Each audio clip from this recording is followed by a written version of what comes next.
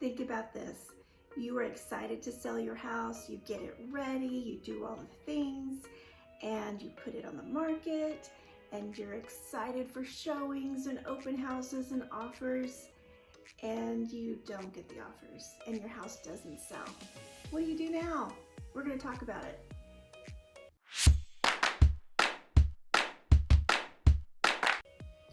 Welcome to DFW Real Estate. I'm Michelle Forche Thompson, Broker Associate with Fathom Realty, and we're going to talk about expired listings today. We're going to talk about why they expire and what to do about it. So the three main reasons that I think listings expire are marketing, condition, and price. And all of those are related, and we're going to talk about that too, but we're going to focus on each one a little bit. So let's talk about marketing first. Marketing can look different depending on the listing. If it's a for sale by owner, then that is going to be marketed one way. If it's listed by a realtor, it's going to be marketed another way.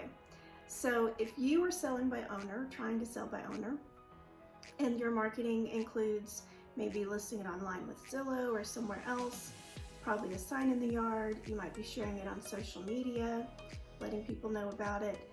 And then you might have taken pictures yourself, you might have had professional pictures taken, but you're limited in the amount of marketing that you can do just because it's a for sale by owner.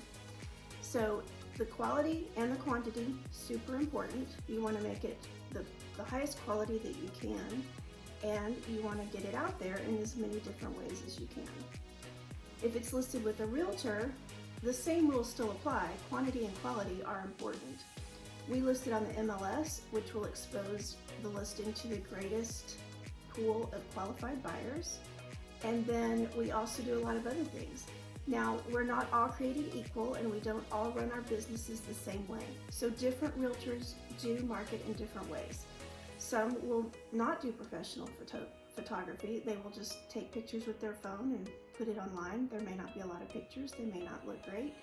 And then some of us do invest in professional photography and video and drone and make sure that the listing looks amazing. So also along with that would be condition. Making the listing look amazing includes getting it ready to list. We will help you, at least most of us will help you, get it ready. What do you need to do to make it look good with the curb appeal, the inside appeal, all the things that will make your listing look its best. Now, when we think of condition, we also have to think about how your house compares to other listings. So that includes your competition, the active listings that are available now. What else is the buyer going to look at is besides your house, and how does your house compare to that? And then we also are comparing it to sold listings where you already know that somebody was willing to pay this price for this house. Well, what does that house look like compared to yours?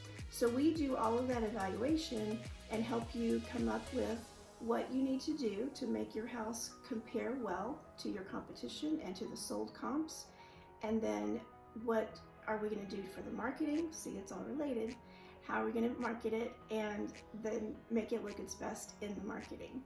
So marketing and condition relate that way. Then let's talk about condition and price. So sometimes people have an idea of the price they want. They say, I want to get this amount of money for my house. And then I look at the house and I'm like, well, your house isn't there yet. It's like right here. But if you do these things, we can get it up here. And so then it's up to the seller to decide, do they want to do some things to get it ready to be able to list and sell at that price?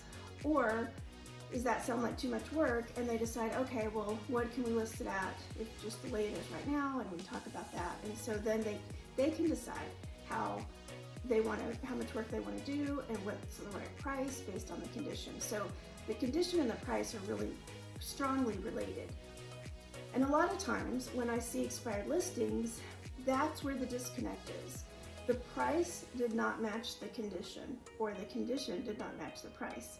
And so really it's just making those two things work better together and align correctly so that the house is positioned in the market correctly to be able to sell.